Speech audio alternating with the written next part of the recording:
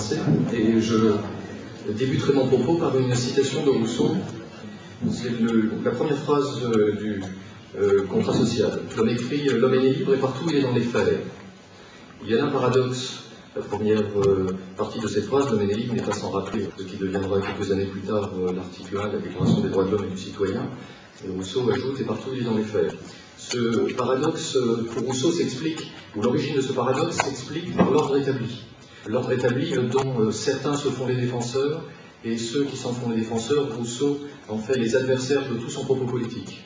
Ces défenseurs sont les paternalistes. Alors, la théorie paternaliste, aujourd'hui, nous apparaît un peu ancienne. Ce sont des théoriciens qui soutenaient que l'ordre politique est un ordre naturel, que la hiérarchie sociale est une hiérarchie fondée sur un ordre naturel qui ne dépend pas de notre volonté.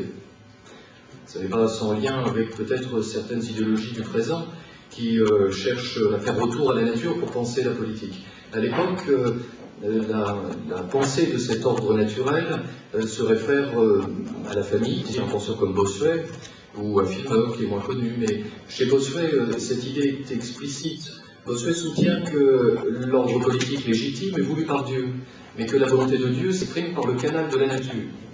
Or, constate-t-il, lorsque nous naissons dans des petites structures sociales que sont des familles.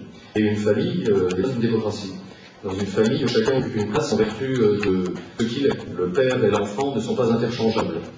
La famille apparaît donc, comme pour Bossuet, comme une sorte de modèle politique que l'ordre politique effectif doit respecter. Nous naissons dans des familles, nous naissons dans des structures hiérarchiques qui ne dépendent pas de notre volonté. Eh bien, ça signifie que nous sommes faits pour vivre dans de telles structures, et cela signifie que l'État doit répéter, reproduire quelque chose qui ressemble à cela.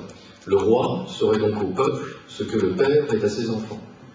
Par ce biais-là, on défend bien un ordre établi qui est d'ordre hiérarchique. La position de Rousseau consiste à soutenir que cette conception de l'ordre établi, d'une part, est une illusion, et d'autre part, constitue une véritable faute